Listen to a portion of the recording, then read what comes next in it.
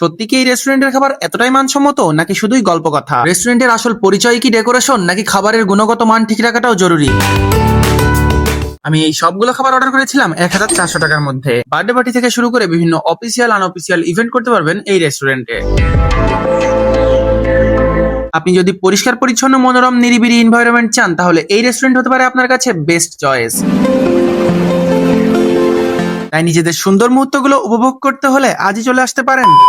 আসসালামু আলাইকুম, কেমন আছো সবাই? আই হোপ তোমরা সবাই অনেক ভালো আছো। আলহামদুলিল্লাহ আমি অনেক ভালো আছি। আজকে তোমাদের সাথে এমন একটা রেস্টুরেন্টের কথা শেয়ার করবো যারা দীর্ঘদিন ধরে মানুষের আস্থা ও ভালোবাসার মধ্যে দিয়ে সুন্দরভাবেই তাদের ব্যবসা পরিচালনা করে আসছে। এই রেস্টুরেন্টের লোকেশন, খাবার, পরিবেশ, আনুষঙ্গিক সবকিছু নিয়ে থাকছে আজকের ভ্লগ। তাই না টেনে সম্পূর্ণ ভিডিওটা দেখতে থাকো। আর যারা এখনো আমার চ্যানেলটাকে সাবস্ক্রাইব করে দাও এবং পেজটাকে ফলো করে দাও, দ্রুত করে দাও।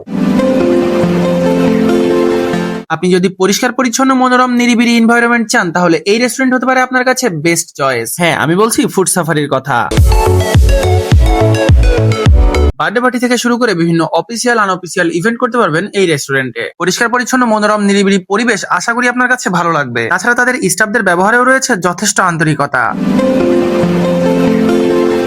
বাচ্চাদের জন্য রয়েছে সুন্দর একটা প্লে জোন। রেস্টুরেন্টের পাশাপাশি তাদের কিচেনও যথেষ্ট পরিষ্কার পরিচ্ছন্ন। সত্যি কি এই রেস্টুরেন্টের খাবার এতটাই মানসম্মত নাকি শুধুই গল্প কথা?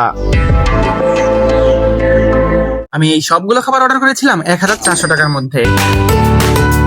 আর প্রত্যেকটা খাবারই কিন্তু আমি হাফ নিয়েছিলাম। আমি একটা থাই মিক্সড ক্যাশনাট সালাদ নিয়েছিলাম যার মূল্য ছিল 550 টাকা। একটা স্পেশাল থাই স্যুপ নিয়েছিলাম যার মূল্য ছিল 510 টাকা। অন্থন নিয়েছিলাম যার মূল্য ছিল 260 টাকা। মিক্সড ফ্রাইড রাইস নিয়েছিলাম যার মূল্য ছিল 520 টাকা। ফ্রাইড চিকেন নিয়েছিলাম যার মূল্য 520 টাকা। আর সর্বশেষ নিয়েছিলাম মিক্সড ভেজিটেবল যার মূল্য ছিল 450 টাকা। ফার্স্টে আমি টেস্ট করেছিলাম ক্যাশনাট সালাদ। এটা টেস্ট আমার কাছে এত ভালো লেগেছে, without any doubt this is the best cashew nut salad in Jhenaidah. এরপর টেস্ট করেছিলাম স্যুপ। প্রথম চুমুকে এর ফ্লেভার আর সবকিছুর পারফেক্ট ব্যালেন্স সত্যি আমার মন জয় করে নিয়েছে।